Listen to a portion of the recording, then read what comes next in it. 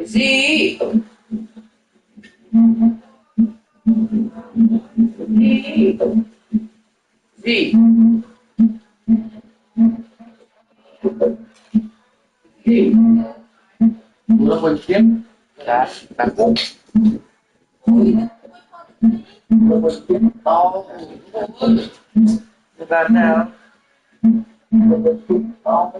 Cái này ta bên chứ đi. Ở bên chứ của mét đi.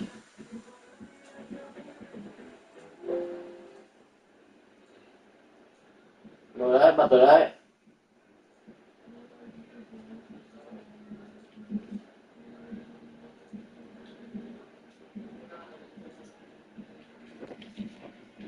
Mà xịn đứa hình như này.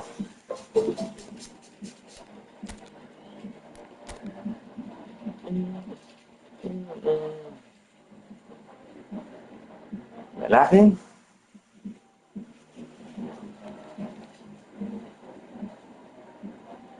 Trời ơi.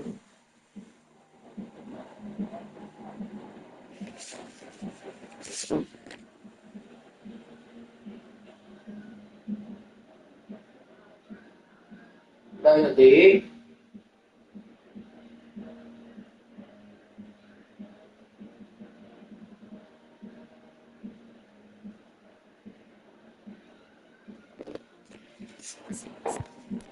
Và món quay tròn tròn một đống chết. Gì? Rụng ranh.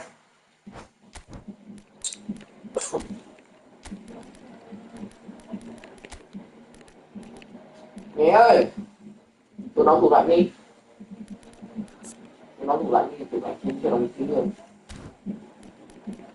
Bố nghe cái tủ lạnh kêu không? Mày chạy xuống đường.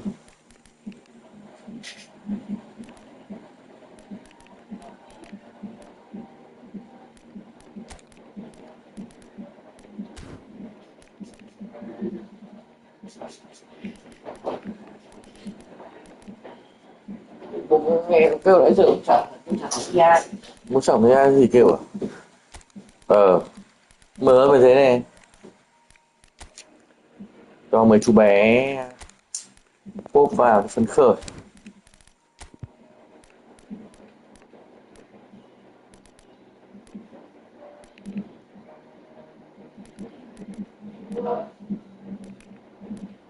Nghe ơi.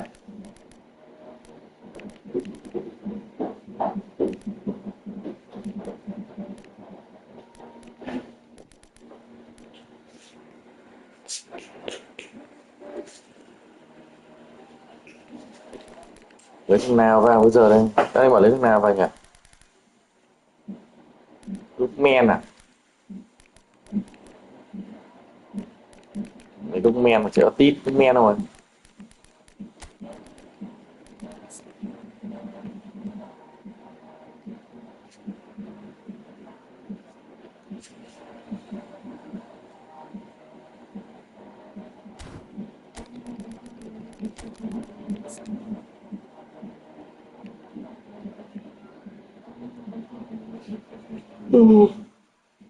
Vãi xe đơn chỉ số kinh vậy. Đấy là năm gửi này. Này. Đây nhá. Cái này là phân cho năm mục này. Đầu tiên là báo gia ghi là gì? Nó ghi trong này đấy. Rồi. Nó lông men đá Quay thì đi khởi. hoạt phần này là khi nào xảy ra này, điều gì đã tạo nên nguyên nhân này, sau đó là tiếng Anh mà, được chưa? Nó chia ra 5 phần này. Cái nhà thứ nhất này là cái chia ra làm 5 mục. Kể cái phần bên phải A B C D E đi. Đây nhá, để nó chia ra 5 mục cái này. Mục 1 này. 1 này. Báo gia ghi. Mục 2 này.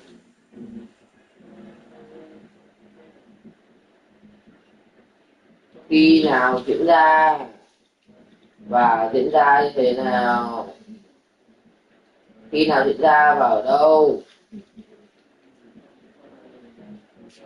Mục 3 này, nguyên nhân. Mục 4 này, hậu quả. Mục 5 này,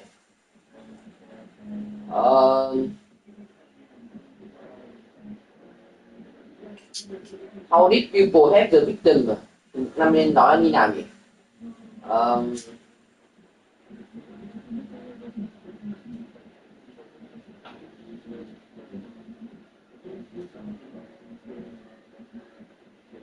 Nhớ dịch cái này ra tiếng Anh nhá.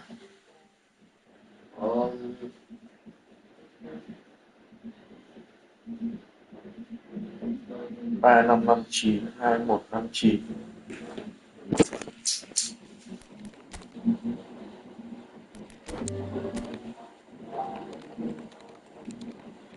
Thôi mấy cái này nghe từ sao tiếng Anh đi. Một là Yagi Typhoon, hai là Wen Yagi. Yo.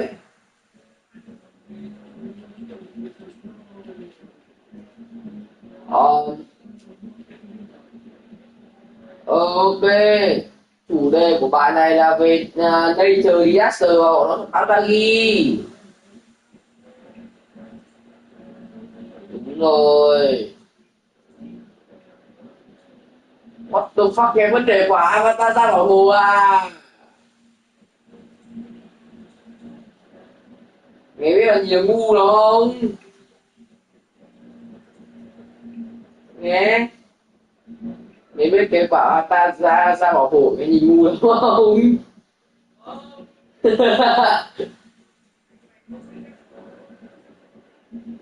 Chịu chịu hở.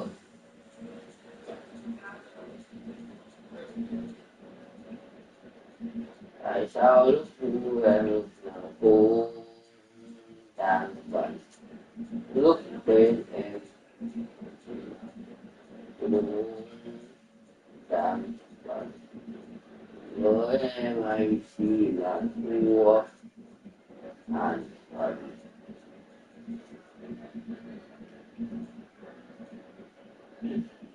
Nói chung là nature disaster. Natural disaster rồi.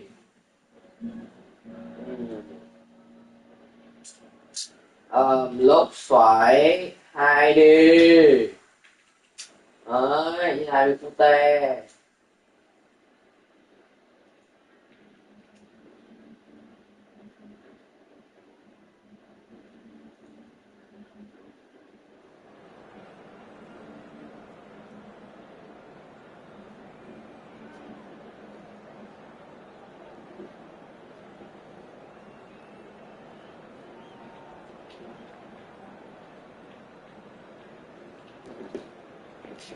Ôi.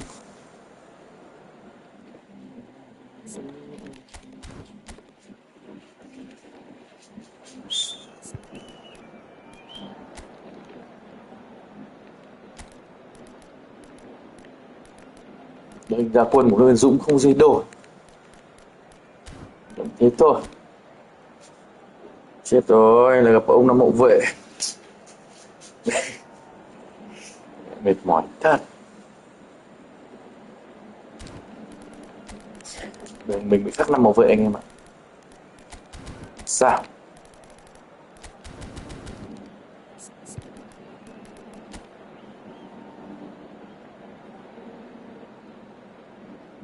Tiếp hai đằng D này.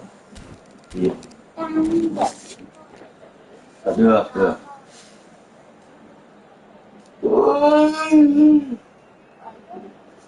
Sướng. Về nhà sao cởi quần áo ra để thay con.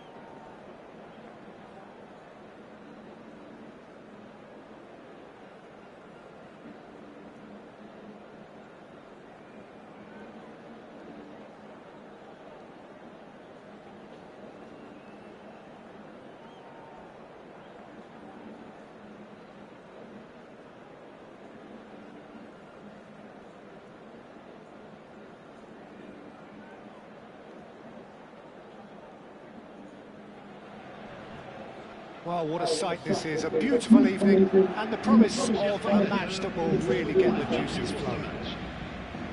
I'm Peter Drury and I'm joined in the commentary box by the familiar figure of Jim Beck. Hugo. Hi Peter, always good to work with you. Ibrahimovic. I'm really looking forward to this now. Rồi, Darwin Nunez. Colour and passion just oozing from the stands here. Cháu nhá, ông chú thế này không lên like vì là hai cả luôn. Chú này không lên like vì là like là gây like. Chú chỉ đá ở trong quay lại thôi. Và cái điểm đầu tiên của đội bạn. They've got a healthy number of very tall targets to pick out from this corner. EC, anh về tận đây để tham gia phòng ngự. Đây rồi, Canavinga.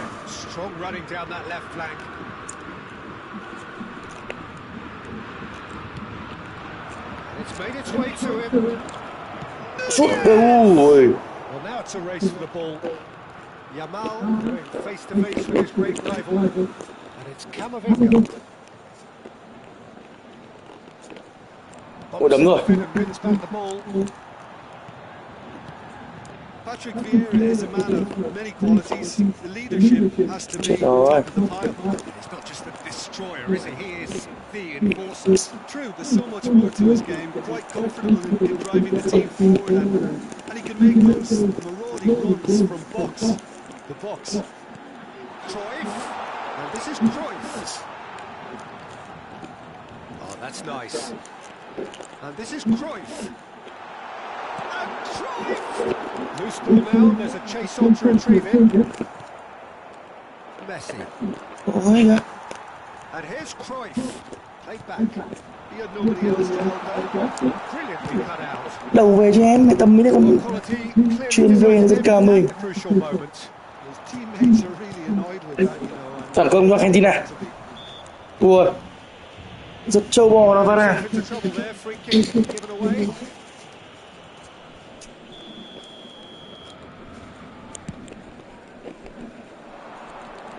Cá vẫn luôn à?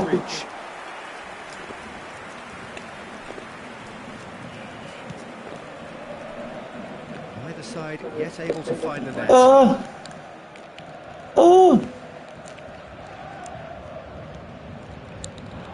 No. Just him off it. Pull it. And this is Ibrahimovic. Plenty of appeals, but the referee is not interested. Some excellent tackling here. A perfect example. An avatar San. And it's Van Dijk. Cruyff. Just as I thought, Peter, it looks like this is a side that's setting themselves up. Quá trong hướng đầu. Yeah, and those that are Peter have to be willing to chase, and of course those in midfield have to be ready now to recycle. And they have got just the right players for that. Ra màn vòng vây 4 cầu thủ.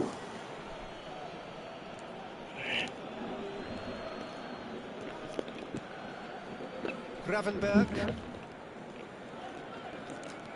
Thuram. Rijkaard is the distributor-in-chief, always looking for movers. And here's Eze. Eze will not want to lose out here, not against this opponent. And it's Messi. Eze. Well, there is a look that says it all. A piercing stare. Well, the pass wasn't good enough, and he knows it. Bố bảo tại video bị thế nào nhỉ? Đi đút đấy. Im có tập trung. The idea was a good one. The execution of it not quite so. Encouraging pass with an intelligent run, but the pass just lacked pace.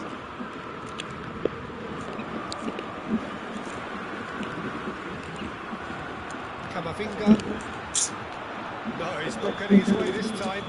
Bastoni with the challenge, and he has given away a free kick.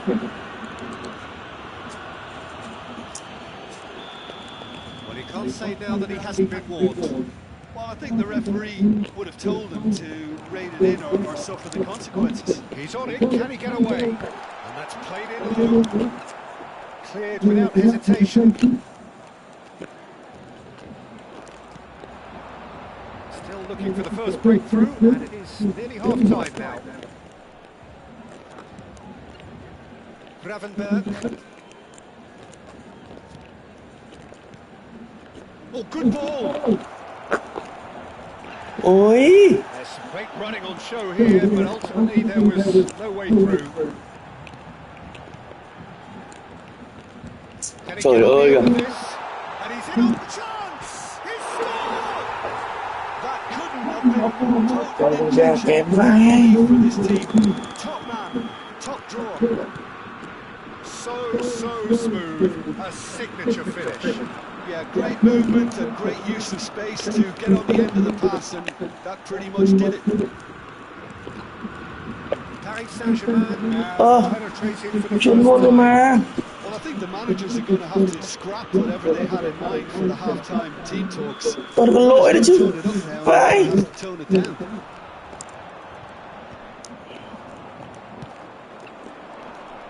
Anh đâu, Eze, anh khỏe hơn. Ủa, Cruyff. And it's Vieira. Played into space. And this is Cruyff.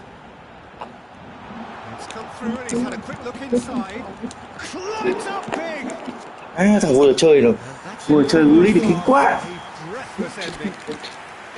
A very combative, Chơi chơi Gullit. competitive half with just the one decisive moment. It's been compelling stuff. Well, obviously things are not good. It seems the team were just a bit too busy playing within themselves, too tentative. They have to improve and make it fast. Ủa, chuyển ngay đây thôi em, chuyển xa thế. Just begun the second Đã period thế. here. Argentina can really do with some bigger names standing up here. At times they didn't even look as if they knew what they were doing. Quality ball.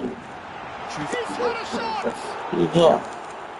Oh, that was a half-decent effort. Well, he's clearly one of those goods. I think even he was asking. Messi mất tích nhờ. Ta chỉnh lại đây một chút nào.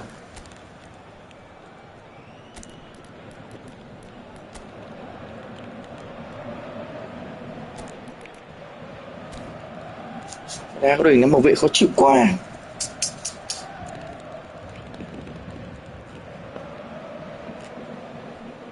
Phanh rai cát.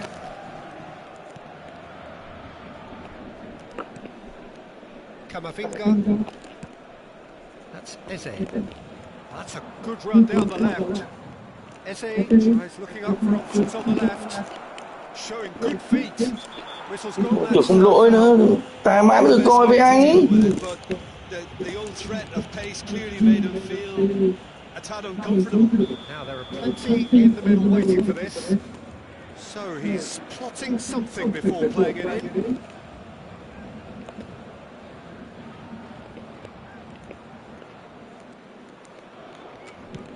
Somewhat off target. Ui. Cleared away. Valverde. Pull it. Lam is always looking to play quality balls. And that's been intercepted. He read that really well and stopped it. Now it's Eze. That's an untidy challenge. Free kick given. And he has shown him a yellow card.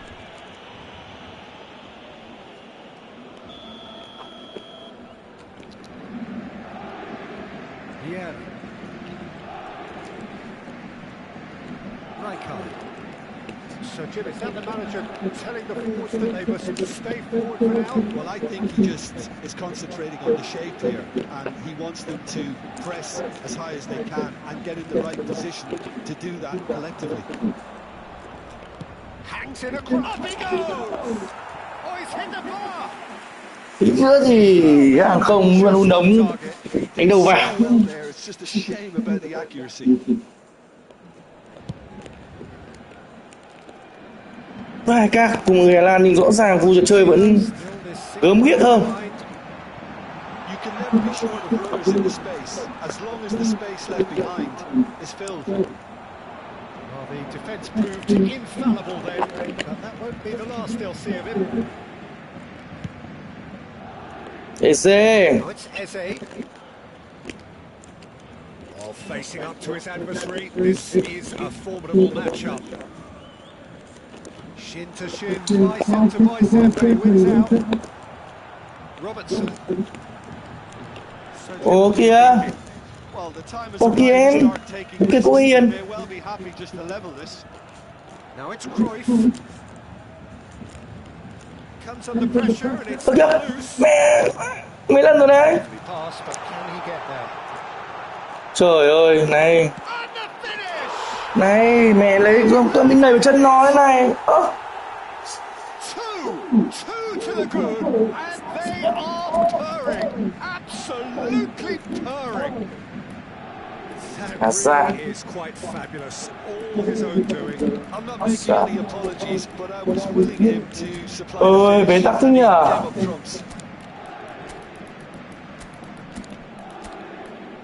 Lúc ngần, lúc men, lúc men.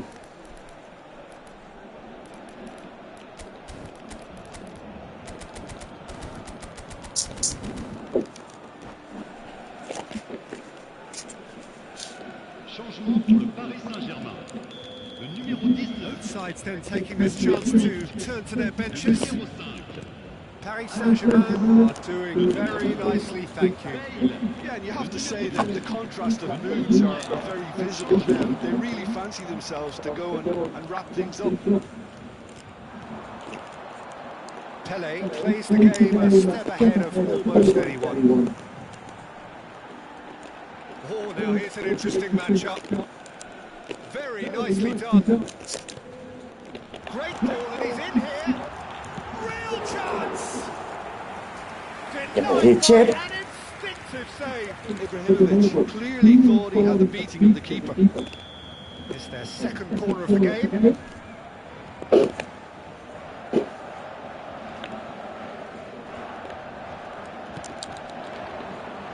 Argentina have the chance to go the other way. Em có định cho Thuram vào trong nhưng mà lùi quá anh ạ. Thuram vào trong mà gặp mấy cái thằng tiền đạo này thì chắc là em có công cánh bên này đâu. Oh, good read. That's great positioning. So good from Đánh với em để thủ máy.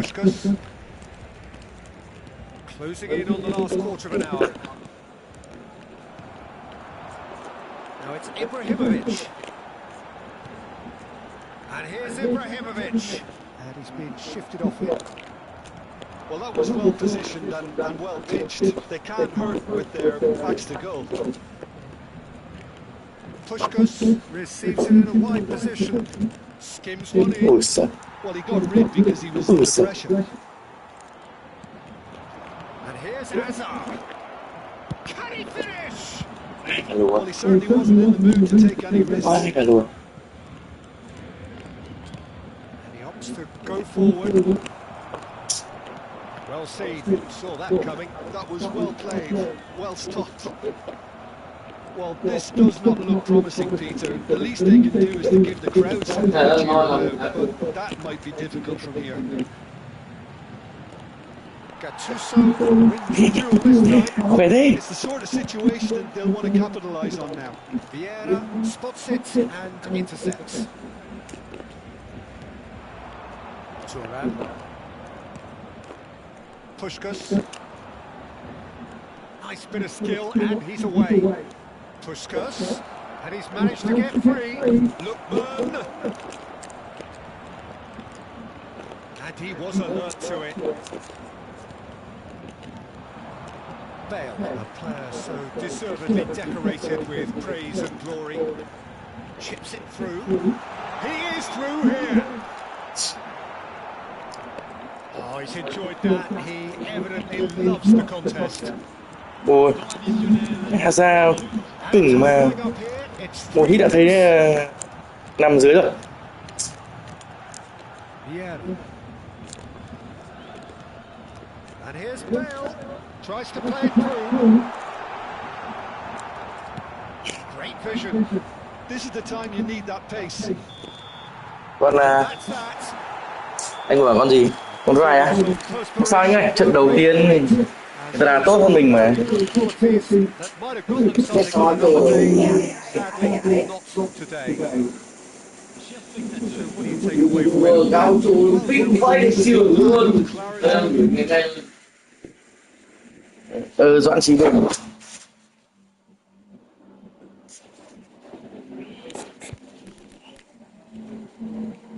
Mình gà phơ sẽ là gì hả? Mình gà phơ sẽ là gì?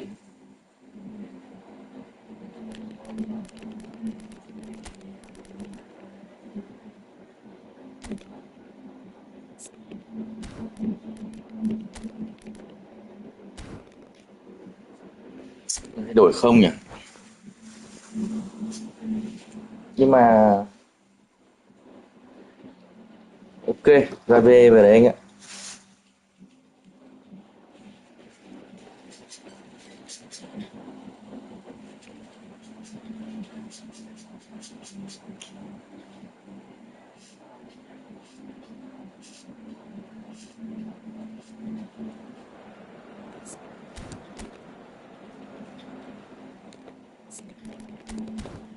Luật này có giống bên luật của Ca Khoa không nhỉ? Một trận thắng xong rồi được 3 điểm đúng không?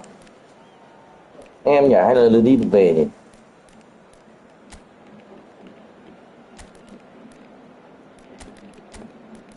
Ý anh nhai đúng không? Ok, em nghe lời anh luôn.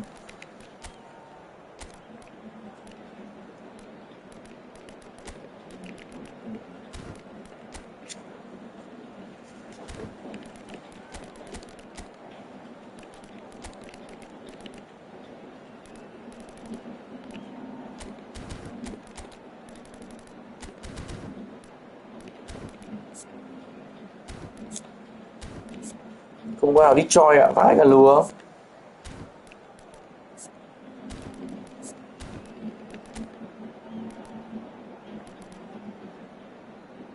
Chịu em chẳng mau hậu vệ nó đi choi rồi.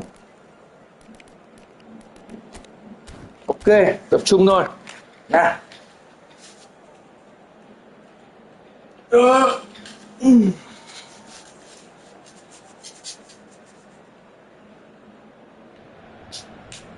So welcome one and all to a picturesque evening here.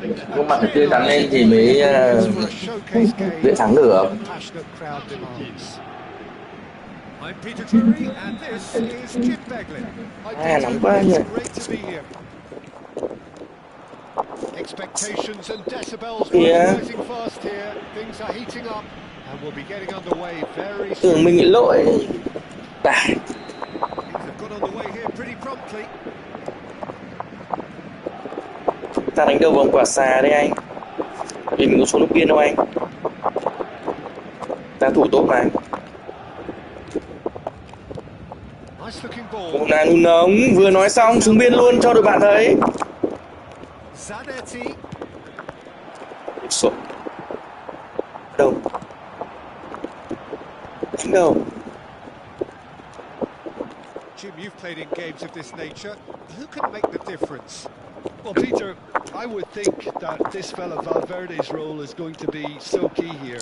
He'll be tasked with pretty much doing everything from covering the back line to winning the ball back, triggering counter-attacks, providing outlets, pressing, as well as being a goal threat. In other words, pretty much everything. Yes, getting the best out of him will count for so much. Phản công, đây là Eze. Valverde unable to make it happen for all his good intentions. Có đi có lại tôi chỉ thấy một mình ở đây. Vô lý. Ibrahimovic, and the counter is on. Pinches it off him. Chuyển đi. Nó chuyển đi vậy.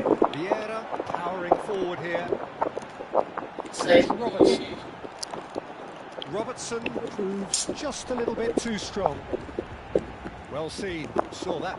He read that really well and stopped it. It's a promising run he's making on the right.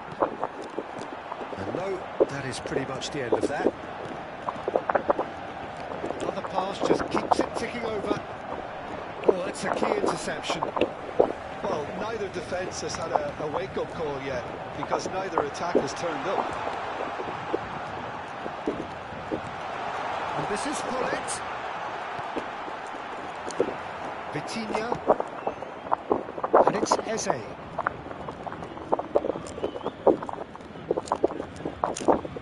To Thuram. It's not an especially good pass, that. Mày. Luôn vậy. Ibrahimovic. Just as I thought, Peter, it looks like Cá this is rất the khỏe. side that's setting themselves up for a counter-attack. Yeah, stand by for the early ball, the big one over the top. Yeah, and those that are up top, Peter, have to be willing to chase. And Cái of vãi course, ấy. those in midfield. Cái cáo này already now to Varane decide. ngã từ trận trước They rồi. Cái have này got just the right players for that. Well, he can't say now that he hasn't been warned. He just needs to find the control button on his aggression before the ref does it for him, Peter. Now, this could be a chance. Incoming delivery. ôi Vieira clears it away. thế mà không vào. Eze will Ơ not kìa, want to mẹ lose không cho bóng out gì here nhở? against this opponent. Lắc à? Robertson. Oh, it's a promising build-up, this. Plenty of really nice passing. Oh, that's a fine interception. A lot of space here, a real opportunity.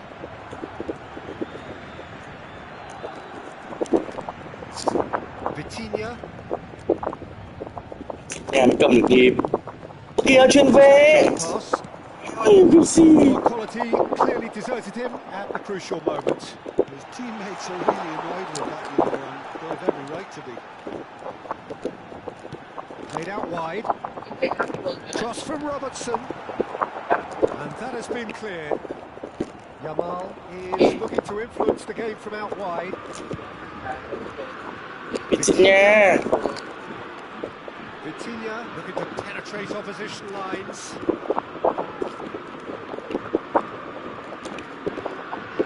And here's Nunez. Nunez! And he looked every bit the assured keeper there. Well, someone's doing his job properly, Peter, that's for sure. Saliba. There's no such thing as a bad time to score, but this would sure be a good time. Ôi trời ơi. Ibrahimovic, and he shoots! Ôi, bắt ép vào nước chân nữa thì đỡ làm sao. The breakthrough strike! That was a given, it always was. Such a smart finish, and the setup was very good too. Defensively, they didn't put themselves in glory here. So we have our breakthrough. Yeah, and just as the manager's been reminding his players, this is the time. And try and it's in! And they're at it again! Wow. Double quick time! A moment that needed composure, and he had plenty of it. Well, he's a defender's nightmare. You try to send him one way, and he just slips the other. So that's two Yeah, now sure. without reply. Well, now's the time you could afford to be more daring, Peter. Oh. Maybe tempting to sit on this, but I'd say go and grab a third. Cruyff. Darwin. This is the time you need that pace. There's the whistle for half-time. How's the first half compared to your expectation? All right. With the way those two goals, they'll have to take some risks now to try and get back in this game, and it's easier said than done, as we know. Ôi trời ơi, ôi trời ơi. And the action is back on the way. I think it'll be fascinating to see how they're going to change their approach here. They have to go for it and try and pull one back, but they also have to be aware that going 3 down will probably seal their fate.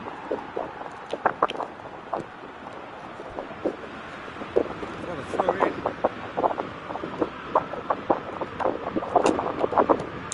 Ibrahimovic is herring after that one. That's positional goal. Eze. Creation of space. Easy enough for the goalkeeper. Xe tạt cho hàng không lông chán thế. Is up here, keeping their opponents guessing. Now he's got space here. Oh, he's found support out wide. Nice interception, well timed. Yamal. So what can they make of this? Yamal has a look inside the box. All driven towards the far post. Cleared without hesitation.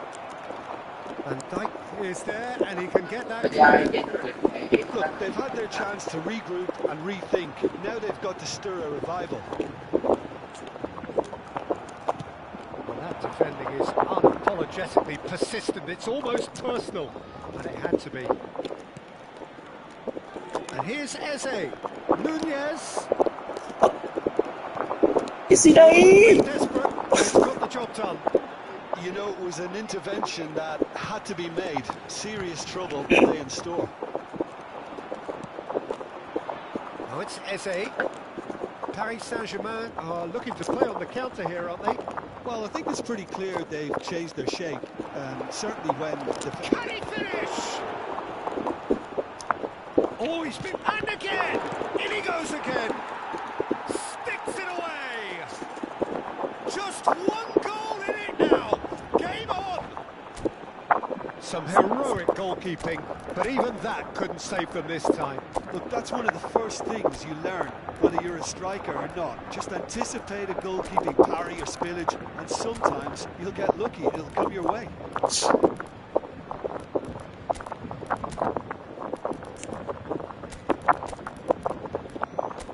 Man.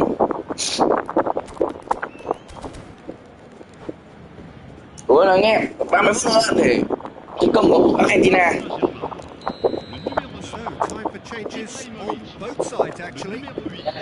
This is threatening to become a really good game. Pele đâu ra vậy? Pele đâu ra vậy trời? Game on our hands now, all of a sudden, this one's totally up for grabs. Ôi vào mặt rồi. And that's a throw. Changement en cours.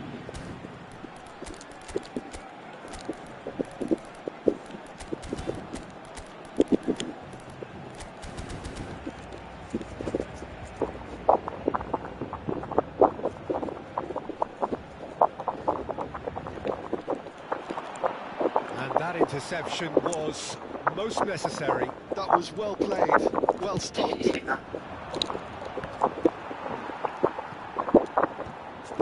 Saliba.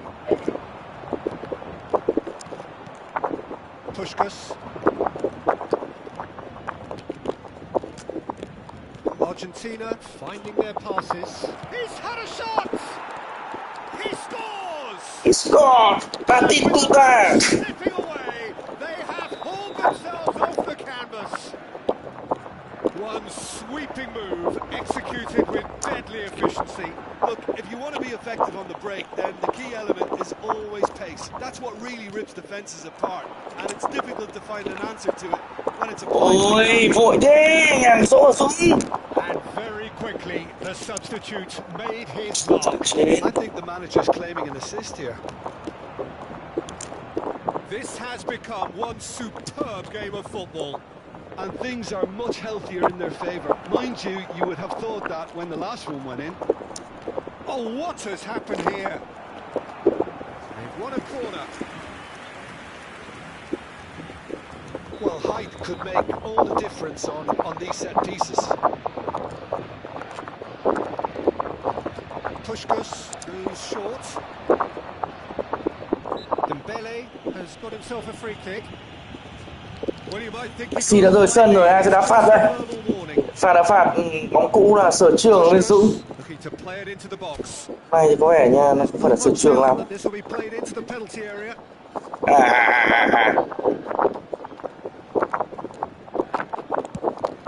Úi dồi, úi dồi. A reprieve for the Đấy time. tê. Don't you just love the level of intensity here? Neither is prepared to back down, and to be honest, that's how it should be.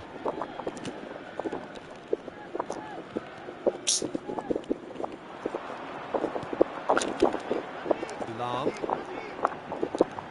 Challenge just a bit on the firm side. Little doubt, that is a foul. Referee has Vâng, em biết. temptation to go. May thôi nữa anh. It's just a stern lecture. Chịu đi, chịu.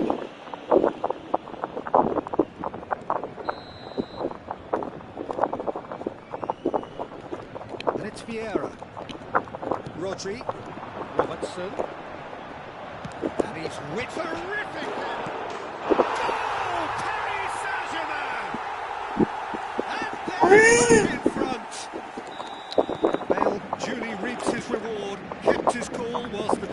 lost their bearings. Well, I admire players who do that because they just don't give up on anything. Paris Saint-Germain go into the lead. Chuyển đi. Well, Peter, the Mày kịp manager chuyển luôn ạ. still smiles, but he's got a big decision to make here. He needs to see this one out. Threads one in. Robertson. Robertson charging forward down that flank.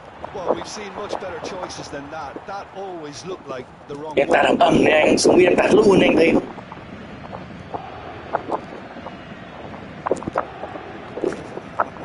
Yeah. Camavinga. Look, there has to Ra. be more urgency here. The ball has to get to the other end much faster.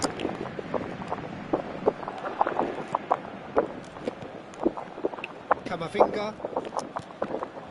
And here's Batistuta. Argentina really can only do one thing now, Peter. Get the ball up front, make sure it sticks, and sustain some pressure. Vieira. Oh, a lovely bit of skill. Rodri. And the counter-attack could be on for Paris Saint-Germain. Zanetti. Oh, good read. That's great positioning, so good from him.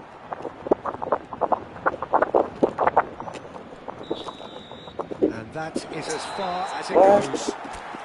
Well, that turned out to be quite a game. Both sides committed, determined. Ok anh ơi. Whilst you might argue to the contrary.